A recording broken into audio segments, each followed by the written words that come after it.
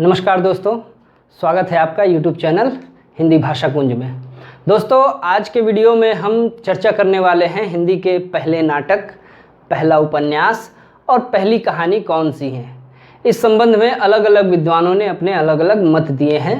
आज हम उन्हीं सब मतों को देखेंगे और जानेंगे कि हिंदी के पहले नाटक, पहले उपन्यास और पहले कहानी के लेखक कौन है और कौन सी वो रचना है जिसे लोग मानते रहे हैं। तो चलिए शुरू करते हैं बिना विलंब के। तो सबसे पहले हम आते हैं हिंदी के पहले नाटक को। तो हिंदी का पहला नाटक जो है किसको कहा जाए, इस क्षेत्र में सबसे पहले नाम आता है जिसका, वो है रीवा नरेश विश्वनाथ सिंह। इन्होंने जो नाटक लिखा जिसका शीर्षक है आनंद रघुनंदन, इस नाटक को जो है लोग कहते हैं, कुछ लोग हैं ऐसे जो कहते हैं ये हिंदी का पहला नाटक है। हालांकि इसमें नाटक का जो है वो स्वरूप नहीं दिखाई पड़ता है।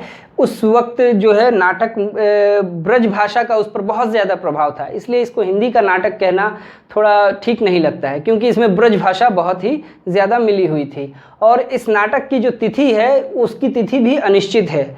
ये लगभग माना जाता है लगभग 1700 ईस्वी के आसपास जो है लिखा गया था। तो वो जो समय था वो समय ब्रज भाषा के पूरा एकदम चरम काल था, रीतिकाल उस वक्त चल रहा था हिंदी साहित्य में। तो इस समय जो है आनंद रघुनंदन को कुछ लोगों ने हिंदी का पहला नाटक कहना उन्होंने अपना उचित समझा। हालांकि हम लोग जो है, जैसा बाद में और दूसरे विद्वानों ने कहा कि ये ठीक नहीं है, उचित नहीं है।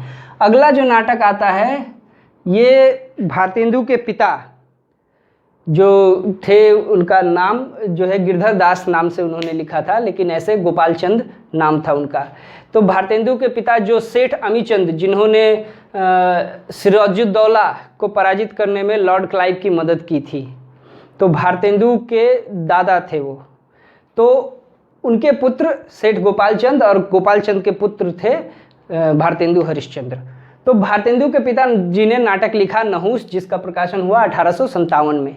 तो इस नाटक को हिंदी का पहला नाटक स्वयं भारतेंदु जी ने ही कहा है।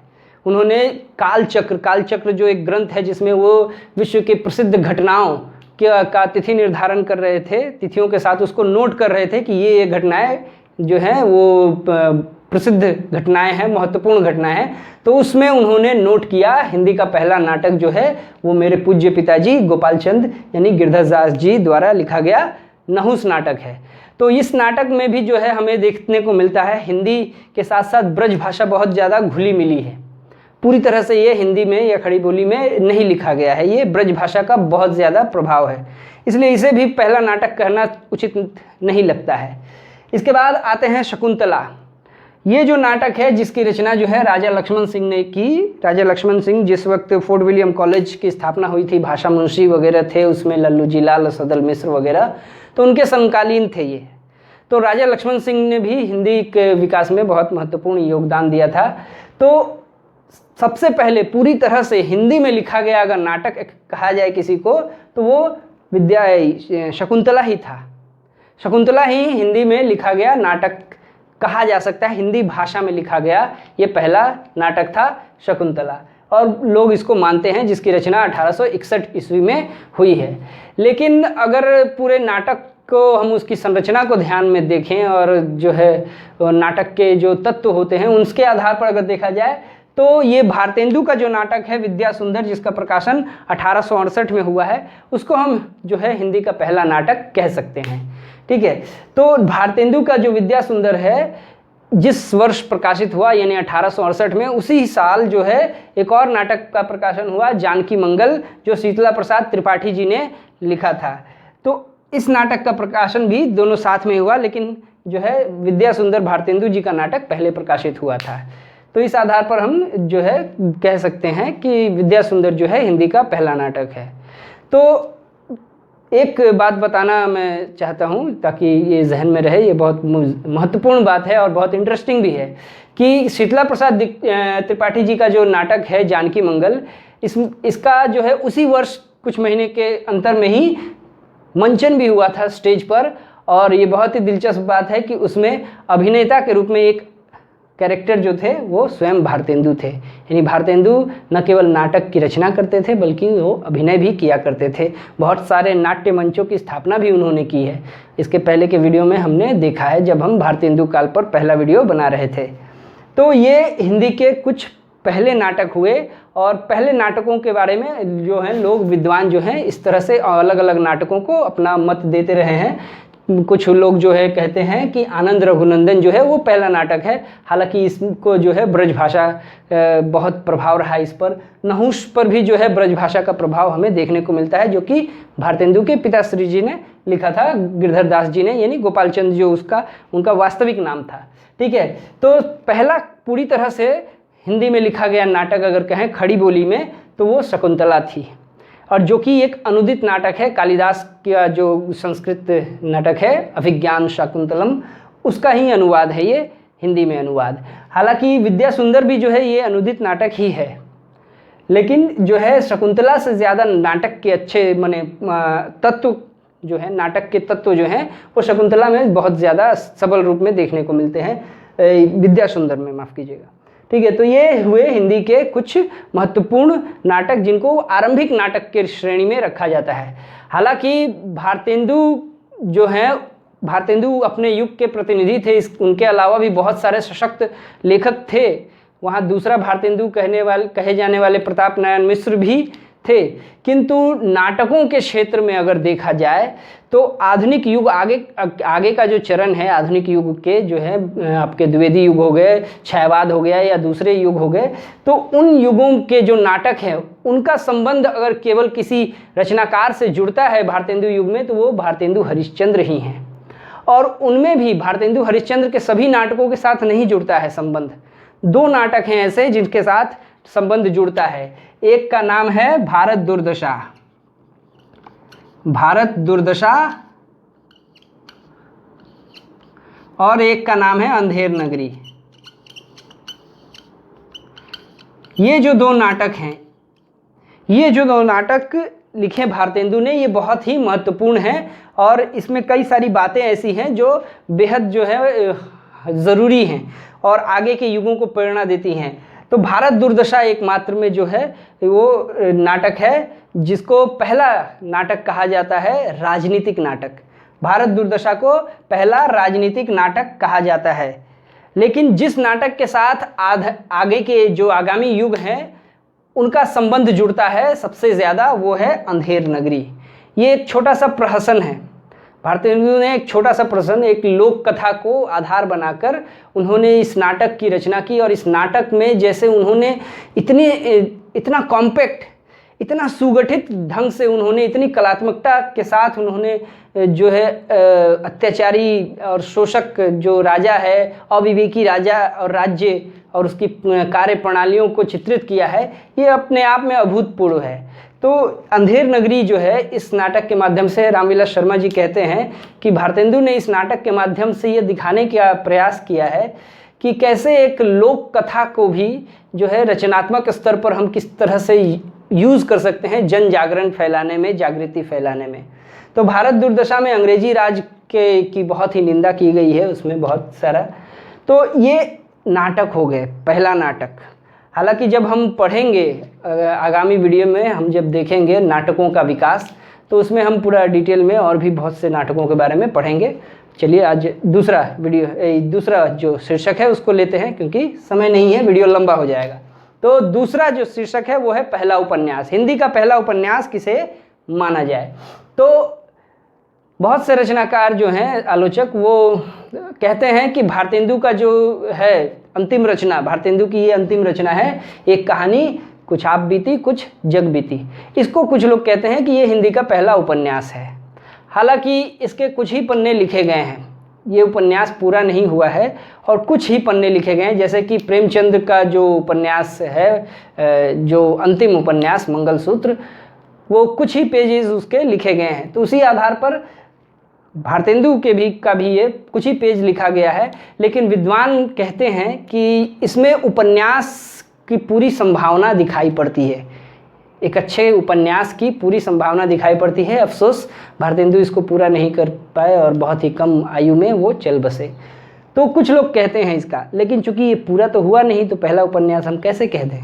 ठीक है, अगली कोटि में भारतेंदु के ही जो है उपन्यास और दूसरे उपन्यास को रखना चाहते हैं आचार्य हजारी प्रसाद द्विवेदी जो है, वो कहते हैं कि पूर्ण प्रकाश और चंद्र प्रभा जो है ये भारतेंदु के ये पहले उपन्यासों में रखने चाहिए हिंदी के। तो हालांकि और दूसरे विद्वान इसका पक्ष नहीं लेते हैं, तो और दूसरे विद्वान जो हैं जैसे आचार्य जो है गोपाल राय, आचार्य नहीं डॉक्टर गोपाल राय जो हैं, जो कहानी, हिंदी कहानी और हिंदी उपन्यास का इतिहास अलग से लिखा है उन्होंने, उपन्यास पर केंद्रित करके सिर्फ केवल उपन्यास का इतिहास ही लिखा है और बहुत ही माने हुए विद्वान हैं वो अभी भी हैं। तो डॉक्टर गोपाल राय मानते हैं कि पंडित गौरी दत्त की जो कहानी है देवरानी जेठानी की कहानी, ये हिंदी का पहला उपन्यास है। तो डॉक्टर गोपाल राय के अनुसार देवरानी जेठानी की कहानी हिंदी का पहला उपन्यास है। हालांकि ये स्त्री जनोचित जो शिक्षा प्रधान ग्रंथ है, स्त्रियों की शिक्षार्थ के लिए ये रचना हुई है। इसी तरह का एक और ग्रंथ है वामा शिक्षक, कुछ लोग कहते हैं, जिसका प्रकाशन जो है 1972 में हुआ। देवरानी जेठानी का प्रकाशन 1970 में हुआ था। तो वामा शिक्षक को भी कुछ लोग जो है कहते हैं कि ये हिंदी का पहला उपन्यास है। हालांकि उस तरह से इनके पक्ष में इतना ज़्यादा सबल मत नहीं है, लेकिन अगला जो उपन्यास है इसको लेकर के बहुत से लोग कहते हैं कि ये पहला उपन्यास की कोटि में आता है, और वो है श्रद्धाराम फुल्लौरी का भाग्यवती, जिसका प्रकाशन वही 1872 में हुआ था। तो इसको कहते हैं ये कि पहला उपन्यास है हिंदी का। लेकिन अगर हम देखें तो भाग्यवती जो है वो भी इसी तरह की, इसी कोटि में आने वाला जो है उपन्यास कहलाना चाहिए, यानी स्त्री जनोचित शिक्षा ग्रंथ है ये। उपन्यास उस रूप में नहीं कह सकते क्योंकि औपन्यासिक जो तत्व हैं उनका इसमें अभाव दिखाई पड़ता है इन चीज़ों में। हालांकि बहुत जगह पर ऐसा कहा जाता है श्रद्धाराम फुल्लौरी का जो ये है भाग्यवती उपन्यास, ये पहला उपन्यास है, ये उपन्यास है। ठीक है, लेकिन हिंदी के पहला उपन्यास का गौरव जो है मिला है वो मिलता है लाला श्रीनिवास दास का परीक्षा गुरु। इस उपन्यास को हिंदी का पहला उपन्यास होने का गौरव प्राप्त है, और ये आचार्य रामचंद्र शुक्ल जो हैं इस उपन्यास को हिंदी का पहला उपन्यास मानते हैं। इस उपन्यास में जो है हालांकि कई जगह इसकी दुर्बलताएं दिखाई पड़ती हैं, लेकिन इसके बावजूद भी कहा जा सकता है कि हिंदी के जो आधुनिक उपन्यास हैं उन आधुनिक उपन्यासों का ये जो है फाउंडेशन स्टोन है, उसकी मजबूत आधारशिला जो है इस उपन्यास ने रखी परीक्षा गुरु ने। तो परीक्षा गुरु को हिंदी का पहला उपन्यास होने का गौरव प्राप्त है। लाला श्रीनिवास दास ने इसकी रचना की और 1882 में 82 में इसका प्रकाशन हुआ। आइए अब चलते हैं हिंदी की पहली कहानी की ओर। तो हिंदी की पहली कहानी किसे माना जाए, तो किशोरीलाल गोस्वामी जो है उनकी रचना है इंदुमती। इंदुमती है जिसका प्रकाशन 1900 ईस्वी में हुआ है। इसको जो है कुछ लोग कहते हैं हिंदी की पहली कहानी, और कुछ लोगों में बहुत महत्वपूर्ण नाम है आचार्य रामचंद्र शुक्ल का। वो कहते हैं कि हिंदी की पहली कहानी जो है ये किशोरीलाल गोस्वामी जी की इंदुमती है। हालांकि इसके पहले एक और भी कहानी है उनका, प्रणयनी परिचय इस तरह से कोई है, जिसका प्रकाशन जो है वो 18वीं सदी में हुआ था। तो ये मैंने 19वीं सदी के एकदम शुरुआत अंतिम समय में जो है इसका प्रकाशन हुआ था। तो उसको उन्होंने, लेकिन हालांकि उसको उन्होंने उपन्यास कहा है, किशोरीलाल गोस्वामी जी ने उसको उपन्यास कहा है। ठीक है, तो इंदुमती को हिंदी की पहली कहानी माना जाता है।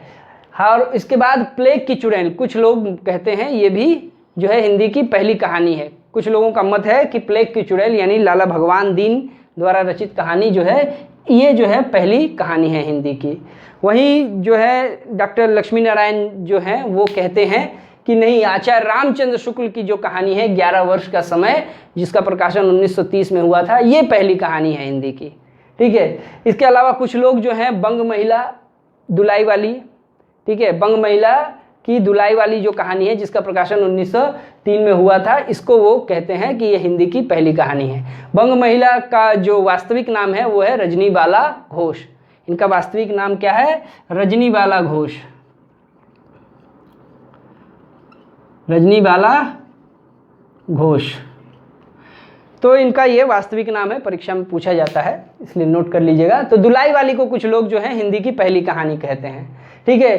तो ये जो है पहली कहानियों में ये कुछ नाम जो है आते हैं। तो इनमें जो है पहली कहानी को लेकर के जो है लोगों में विवाद रहता है, अलग अलग लोग अलग अलग बातें कहते हैं। आचार्य शुक्ल किशोरीलाल गोस्वामी की इंदुमती को पहली कहानी कहते हैं। तो स्वयं जो है डॉक्टर लक्ष्मी नारायण जो हैं वो आचार्य शुक्ल की कहानी 11 वर्ष का समय को पहली कहानी कहते हैं, ठीक है। कुछ लोग जो है प्लेग की चुड़ैल जो लाला भगवान दिन की कहानी है, इसको लेकर के वो कहते हैं कि वो पहली कहानी है। और कुछ लोग बंग महिला की दुलाई वाली जो कहानी है 1903 में प्रकाशित हुई थी, इसको पहली कहानी कहते हैं। तो ये पहली कहानी को लेकर के लोगों में विवाद है। लेकिन कुछ और भी कहानियां हैं जो शुरुआती कहानियों में गिनी जाती हैं, जैसे जयशंकर प्रसाद की कहानी ग्राम जो है, जिसका प्रकाशन 1911 ईस्वी में हुआ था, ठीक है। तो ग्राम को कुछ लोग जो है वो शुरुआती कहानियों में गिनते हैं, 1911 में प्रकाशित हुआ। इसके अलावा राधिका रमन प्रसाद जो है उनकी एक कहानी है जो वही शुरुआती दौर में जिसका प्रकाशन हुआ, यानी प्रेमचंद के पूर्व की जो कहानी है उस परंपरा को अगर हम देखें तो राधिका रमन प्रसाद सिंह की कहानी कानों में कंगना, जिसका प्रकाशन 1913 में हुआ था। तो ये उस दौर की कहानी है। और उस दौर की सबसे महत्वपूर्ण कहानी अगर हम कहें तो वो है उसने कहा था चंद्रधर शर्मा गुलेरी। पंडित चंद्रधर शर्मा गुलेरी की कहानी उसने कहा था, ये जो है बहुत ही महत्वपूर्ण कहानी है। इस लेवल की कहानी जो उन्होंने 1915 में लिखी है गुलेरी जी ने, उस लेवल की कहानी को लिखने में स्वयं प्रेमचंद जी को और 10-15 साल लगे। प्रेमचंद जी ने उसने कहा था कि लेवल की कहानी लिखी, लेकिन वो और 10 साल 15 साल उन्होंने लगाए, तब जाकर उस लेवल की कहानी आई। प्रेमचंद की जो महान कहानियां हैं वो 1930 के दशक में आनी शुरू हुई, ठीक है। उनकी पहली कहानी प्रेमचंद की है सौत, जिसका प्रकाशन 1915 ईस्वी में हुआ था। कुछ लोग जो है बड़े घर की बेटी को भी कहते हैं कि पहली कहानी है प्रेमचंद की, हिंदी की नहीं, ठीक है। तो प्रेमचंद को उसने कहा था तक पहुंचने में भी 10-15 साल लग गए थे, ठीक है। तो हालांकि प्रेमचंद जो है हिंदी की पहली कहानी 1915 में आई थी सौत, हालांकि वो उर्दू में लिखा करते थे। उनका एक उर्दू का कहानी संग्रह है सोज़े वतन, जिसमें 5 कहानियाँ हैं। तो वो उर्दू की कहानी है, वो 1908-9 में ही प्रकाशित हो गई थी, ठीक है। तो ये पहले से लिख रहे थे, लेकिन ये जो है शुरुआती कहानियों का खाका है। आशा करता हूँ आपको ये वीडियो पसंद आया होगा और इस टॉपिक पर एक छोटा सा वीडियो बनाना ज़रूरी था। इसके बाद हम डिटेल में चलेंगे इन्हीं सब रचनाओं का विकास। अभी हम भारतेंदु युग पढ़ रहे हैं, तो भारतेंदु काल में जो है नाटक किस रूप में है इसको हम देखेंगे अगले वीडियो में। उसके बाद उपन्यास को देखेंगे, फिर कहानियों को देखेंगे। तो आज के लिए इतना ही, धन्यवाद।